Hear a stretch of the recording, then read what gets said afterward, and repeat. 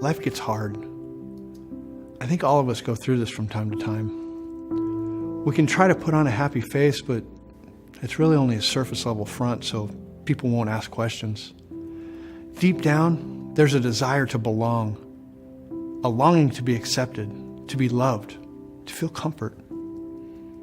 We've even tried to put our hope in things that the world says will bring us happiness, and help us live the life that we are told we deserve to live. But the truth is that none of these things satisfy. There have been times when I have these feelings of unsatisfied desires, and that actually turns my heart downward into a point of deep despair. Then I remember that even Job tells of those feelings when he says, "I loathe my very life. Therefore, I will give free rein to my complaint and speak out of the bitterness of my soul." There are times when I need to cry out like the psalmist in Psalm 6:3, "My soul is in deep anguish. How long, Lord? How long?" I wait for relief, yet I spiral downward into a depression. My mind is clouded with despair, and my feelings of self-worth just plummet. I try to work my way out of the pit, but the more I work, the deeper the pit seems to get.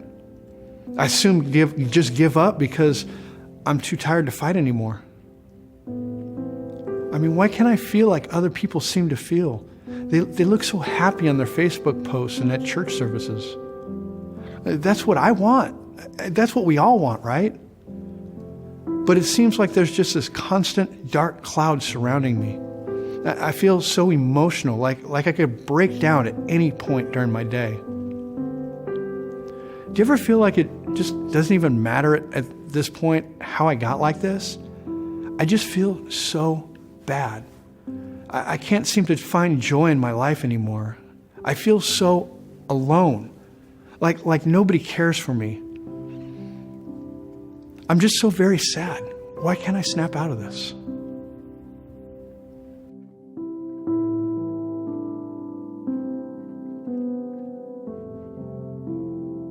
Well, I'm 48 years old, and I know for a fact that I've been dealing with depression the majority of my life.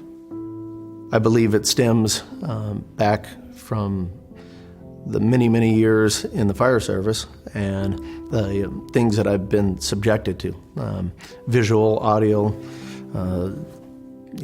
sights and smells and all that stuff that you wish you could just kind of push out of your head. I wasn't even sure that I was going down the road of depression.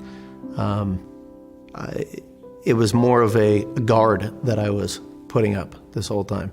I struggled internally with the reality of things that I saw, and I had to justify that not only to myself, but to my crew. Being a captain, you have to hold your composure in such a way that others won't break down. Obviously, when you see dead children and you see and are a part of scenes that you feel, how is this happening? This is surreal. Of all the days, of all the times, why are you doing CPR on a mother under a Christmas tree? It just seems so unconscionable. However, there was some peace for some reason in reverting back to my faith. I'm proud to have served 20 years in the fire service. I actually was medically, it wasn't my choice to leave. I wanted to continue on, but my body could no longer do that. And I thought I was good, good from that. And many things started happening, starting with, a divorce. It's hard to be a spouse to somebody who is trying to hold back a lot of those emotions that they're dealing with. But,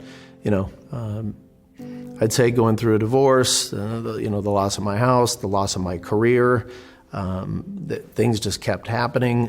In the midst of all of that, I'm going deeper and deeper in, to my faith. I ended up moving back home.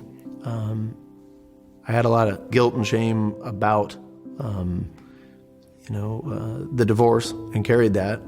But looking back at it, I feel it was so purpose-driven, and I ended up moving back, in with my parents. I was kind of doing double duty. I was serving at home. That was my life.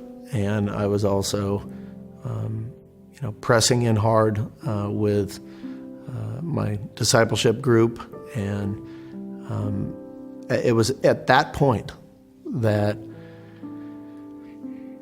there was almost a specific time that I just, everything was caving in, and I literally asked God, how are you going to use this?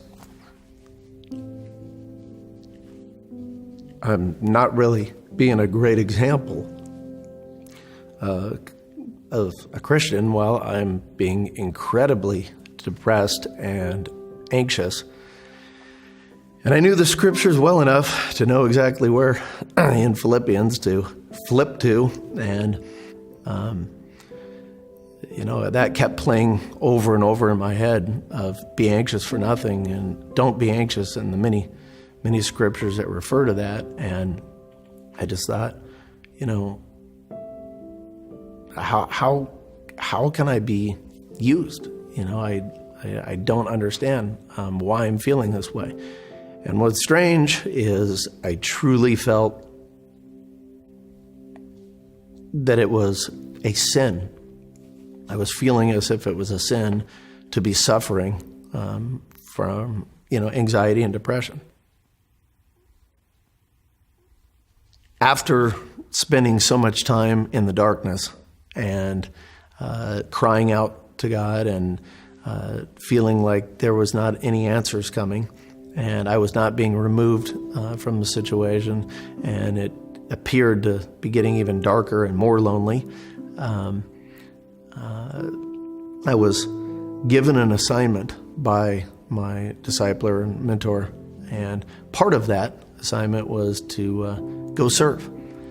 I ended up in a church, a tiny, tiny little church. I went with my grandmother when I was 8 or 9 years old, and walked in and had an interview with the pastor. He was a very nice guy. We talked for about an hour. I don't even know if depression ever came up during the whole thing, but I know the Holy Spirit was working because he was taking notes as we were chatting, and we were done. I thought I was going to end up painting his church or serving there or something. That's not how it happened. He handed me a piece of paper, and he said, this is where I want you to go. It starts tonight, 7 o'clock. I think it'd be a good place for you to go serve. And I looked at the piece of paper, and it was a Depression Bipolar Support Alliance. I kind of had to laugh right there. I'm like, how does this guy know this? So I ended up going there to serve. Little did I know I was going to be served. What I got and what I witnessed was a lot of people being transparent, amazing transparent. I've said to my brothers, even in my discipleship group, it's funny, we call some of the things that we do as believers, accountability partners, etc., transparency. We talk about them. I said it would be a really good lesson for every member of the church to see what transparency looks like. It's to stand in a corner of one of these groups. When people are talking about taking their own lives and they're weeping out and asking if anyone else in the room has felt like this, and what have they done to avoid it? That's real transparency. My jaw hit the table. And in that transparency, it was very healing for myself, amazingly healing. Over the last 9 months, it's been a very, very interesting ride, to say the least. I don't know how to categorize exactly where I am, just to be real and to be honest. I know that Jesus has the power to heal this, remove this, because he's removed many other things in my life, many vices, many things that I suffered with, and he's taken them immediately away. So do I believe that he can and has the ability to overnight make this go away forever, never to be revisited again? Yes. Has that happened to me specifically? No. All that has happened is that he's giving me amazing hope and the reason why I have suffered and have been allowed to suffer this is to help other people through it. My name is Marcus, and my hope is in Christ.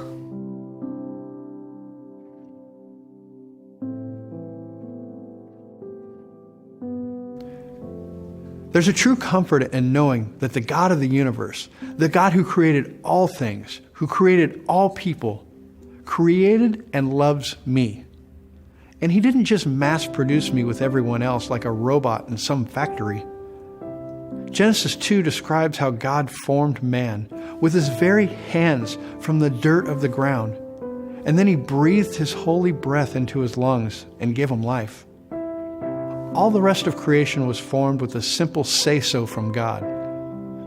But when it came to creating man, that's us, that's you and me, man and woman, he stopped and he took his time and he made each of us in his own image.